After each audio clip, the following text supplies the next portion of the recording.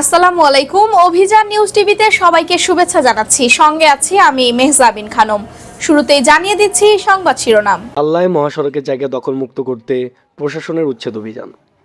সাল্লা সুনামগঞ্জ প্রতিনিধি মোহাম্মদ দিলওয়ার হোসেন। দিরাই সাল্লা জলসুকা মহাসড়ক নির্মাণ কাজ দ্রুত সম্পন্ন করতে সাল্লায় সরকারি জায়গা দখলমুক্ত করতে উচ্ছেদ অভিযান পরিচালনা করেছে উপজেলা প্রশাসন।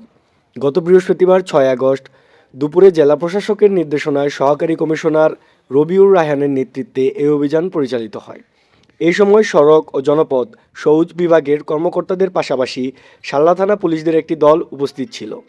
অভিযানকালে সরকারি জায়গায় অবৈধভাবে নির্মিত 4টি ঘর অপসারণ করা হয়।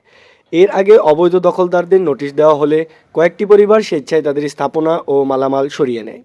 প্রশাসন জানিয়েছে, দিরাই সাল্লা জলসুকা মহাসড়কের অ্যাপ্রোচ সড়কের নির্মাণ কাজ নির্ধারিত সময়ে শেষ করতে এবং সরকারি জায়গা দখলমুক্ত রাখতে এ ধরনের অভিযান ভবিষ্যতেও অব্যাহত থাকবে।